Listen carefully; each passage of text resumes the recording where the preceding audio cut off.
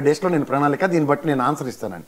But out of the box డిస్ప్రపోర్షనేట్గా ఆయన అక్కడికి వెళ్ళడం అండ్ ఇక్కడి నుంచి కూడా ఇంకో 100 days టైం తీసుకోవడం. అంటే first thing oh pollution control board కానీ లేకపోతే ఎక్వా రంగంలో అక్కడ మత్స్యకార సంపద ఎంత నష్టం అవుతుంది, అక్కడ ఎంత మత్స్యకారులు ఉన్నారు, వాళ్ళకి పునరావాస కార్యక్రమం మీద ఒక ప్రాథమిక అవగాహన కూడా లేకుండా ఇవాళ బేసిక్స్ అన్ని స్ట్రైట్ లైన్ చేసుకోవడానికి 100 days ప్రణాళిక అన్నదాన్ని ప్రజలు ఏ కోణంలో చూడాలో వాళ్ళ విజ్ఞతకు వదలాలి. ఎందుకంటే ఇంకో క్యాబినెట్ హోదా కలిగిన గౌరవ హోంమంత్రి గారు వెళ్ళినప్పుడు కూడా ఇదే నిరసన కార్యక్రమాలు ఈ విధంగానే ప్రతిస్పందన ఉన్నప్పుడు ఇదే మీ ఛానల్లో పెద్దలు తెలకపల్లిరావు గారితో కానీ నాగేశ్వరరావు గారితో చేసిన డిబేట్లలో కూడా దే హ్యావ్ కేటగారికలీ ఎస్టాబ్లిష్డ్ ఎవరో 2-3 ఫ్యాన్ పరంగా ఆయన ప్రతిస్పందనకి కేరింతలు కొట్టిన చాలామంది డిసెంట్ తెలియజేసిన అన్న కోణంలోనే ప్రఖ్యాతిగాంచిన విశ్లేషకులు కూడా ఆ విధంగా ఫుడ్ డౌన్ చేసి చెప్పిన ఉదంతాలు ఇదే వేదికగా జరిగిన తర్వాత ఇవాళ పవన్ కళ్యాణ్ గారు 100 daysలో కార్యాచరణ అన్న దగ్గర ప్లాన్ ఆఫ్ యాక్షన్ కన్నా ఇక్కడ వాళ్ళని పునరావాస కార్యక్రమాలకి వీళ్ళ దగ్గర ఉన్న ఫస్ట్ ప్రయారిటీ ఏంటన్నది చాలా ప్రయారిటీ, దాని మీద కాటకరకలుగా కావాలి. ఇంకా నెక్స్ట్ వచ్చేసరికల్లా ఈ పోలీస్ వ్యవస్థ గురించి మనం దయించి రాజకీయ కబంధ హస్తాల్లో చిక్కుకున్నది. అరుణ మేము 20 సంవత్సరాలు బట్టి చూస్తుంది అంటున్నావు, నీకన్నా నేను పెద్దవాడిని కాబట్టమ్మా నీకు తెలుసో తెలీదు ఈ దరిద్రాన్ని ఎప్పటి నుంచో చూస్తున్నాను నేను.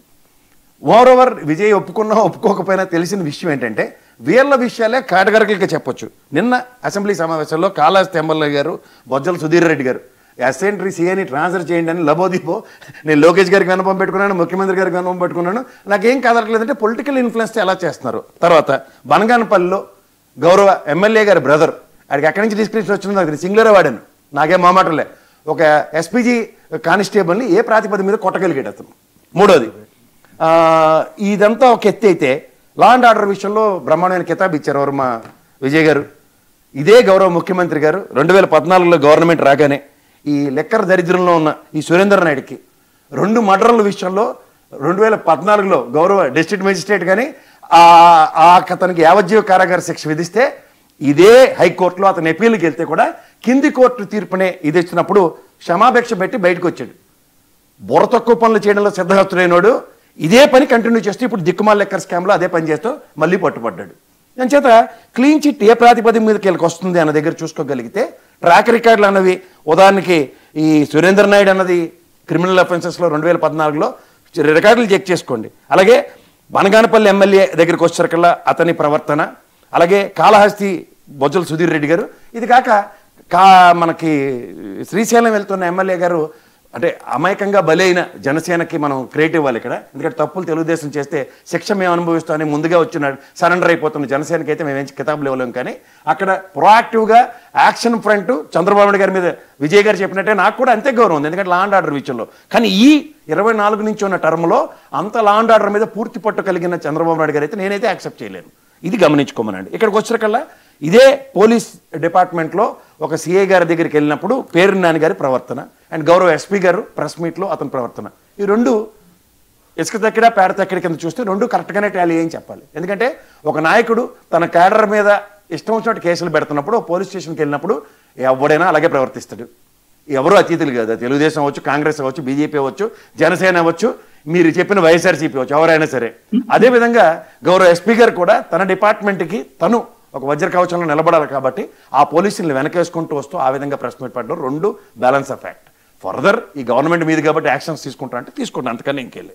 ఇంకా ఢిల్లీ టూర్కి వచ్చేసరికల్లా ఇక్కడ ముప్పేట దాడి అన్నది ఎలా మొదలైందంటే గౌరవ అమిత్ షా గారికి మిథున్ రెడ్డి గారు ఎప్పుడైతే లెక్కర్ స్పెసిఫికేషన్స్లో సిబిఐ ఎంక్వైరీ అడిగినప్పుడు ఒక డెఫినెట్గా సెల్ఫ్ ఎక్స్ప్లెనేటరీ మాడ్యూల్లోనే ఉంటుంది. ఎందుకంటే 48 కోట్ల క్వార్టర్ బాటిల్లు ఆన్ అగ్రిగేట్ 5,250 కోట్లు అన్యాక్రాంతంగా గత 4-5 నెలలు బట్టి తంబాలపల్లి మొక్కాల చెరువు బ్రేచ్గా జరుగుతున్న దరిద్రానికి గోవా నుంచి వస్తున్న కంటైనర్లకి ఖచ్చితంగా ఒక ప్రాపర్ ఎక్స్ప్లెనేషన్ ఇవ్వాలి. ఎందుకంటే నేను కూడా కాదు, గౌరవ లోకేష్ గారే మొన్న దీనిగా కేటగారికల్గా ఆయన అగ్రిగేట్ బెల్ట్ షాప్లో మేజర్ శంక్ మా ఎమ్మెల్యేలే దాని మీద ఏ విధంగా పనిచేస్తున్నారన్నది ఆయనే చెప్పారు ఆయన నోటంపుట. సో ఈ 2 విషయాల్లోనూ కూటమిలో ఉన్నప్పుడు ఒక ఉపద్రవం, ఒక అపవాదు ఒక కూటమికి వస్తున్నప్పుడు కలెక్టివ్ రెస్పాన్సిబిలిటీగా గౌరవ ముఖ్యమంత్రి గారు ఢిల్లీ వెళ్ళి ఎక్స్ప్లెనేషన్ ఇచ్చుకోవాల్సిన అవసరం ఉంటుంది. ఇది ఢిల్లీ టూర్ కన్నా ముందు లండన్ టూర్ ఎవరు జగన్మోహన్ రెడ్డి గారి విషయం చెప్తున్నారు. ఇది యాక్షన్ ఫ్రంట్ ఆల్రెడీ ఉంది. ఏమని ఉందంటే వాళ్ళు అట్నుంచి రాగానే రచ్చబండ కార్యక్రమం, తర్వాత కోటి సంతకాలతో గవర్నర్ గారిని కలవడం అండ్ లిక్కర్ స్కామ్ని ప్రాపర్ వేలో ఎస్టాబ్లిష్ చేయడానికి, అలాగే మెడికల్ కాలేజీల ప్రైవేటీకరణ పట్ల వాళ్ళ కార్యాచరణ చాలా కేటగిరీలుగా ఉన్నప్పుడు భార్య పిల్లలు, ఆ అమ్మాయి చదువుకుంది, డిగ్రీ తను పోస్ట్ గ్రాడ్యుయేషన్ కూడా కంప్లీట్ చేసింది అండ్ రైట్ నో ఒక ఎంఎన్సీలో ఏదో అగ్రిగేట్ 10 lakhs శాలరీతోనే ఏదో జాయిన్ అయింది.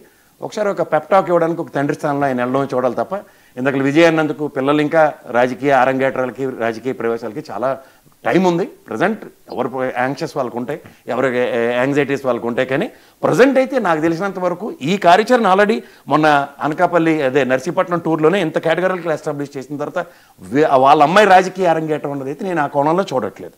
సో మోర్ ఇక్కడ మీకు జరుగుతున్న పరిణామాలు చూసుకుంటే ఒకటి పవన్ కళ్యాణ్ గారు, తర్వాత పోలీస్ డిపార్ట్మెంట్, తర్వాత ఢిల్లీ టూరు అండ్ లండన్ టూర్లు అన్న నేపథ్యంలో దేనికి అది క్రిస్టల్ క్లియర్గా ఎస్టాబ్లిష్ అయిన ఎవిడెన్షియల్ సిచ్యువేషన్స్లో ఇవాళ జయచంద్రారెడ్డి, జనార్దన్ రావు అండ్ సురేందర్ నాయుడు. జనార్దన్ రావు అనే వ్యక్తిని ఆల్రెడీ కస్టడీలోకి తీసుకుని తీవ్రమైన విచారణ జరుగుతుంది.